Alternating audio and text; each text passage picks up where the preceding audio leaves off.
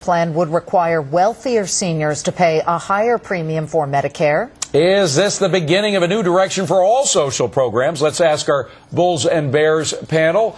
Gary B., first to you. You know, the means testing. We've heard about it, whether it's Social Security or Medicaid or Medicare.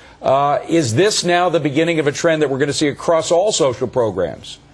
Yeah, I think it is. You know, you take what Carl just said, and he's talking about, what, $200 billion less revenue for the government. You're going to have to make that up somewhere. You know, health care obviously is going to be the #1 concern, I think, as people like me get older.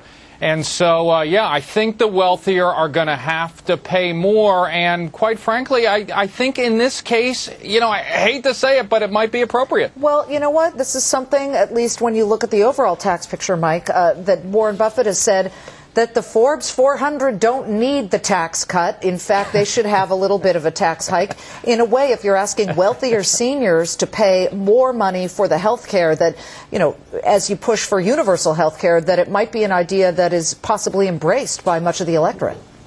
I don't know if it's going to be embraced by most of the electorate. I think it's embraced by poorer people who don't want to have to see, you know, the rich get that kind of same price. They'll be happy with that, but I think folks who will have to pay more may not be happy with that. I think it's embraced by the three candidates out there that we're going to have some sort of redistribution in, you know, tax policy as it applies to some of these social programs.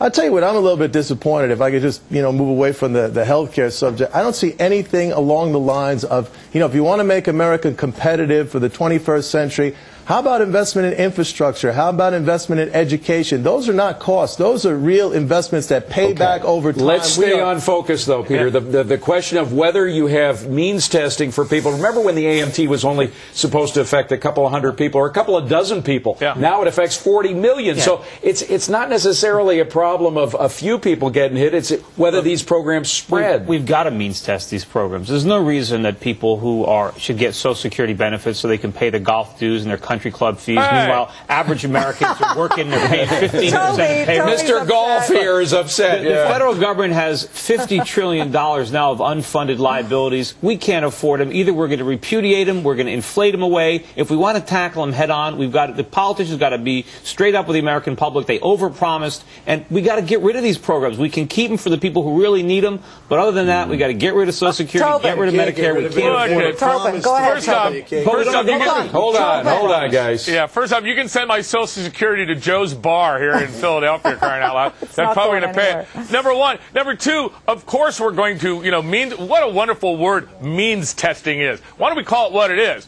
In the United States in 2007, I believe the number is going to be that 1% of the taxpayers paid 48% of all federal taxes. 1%.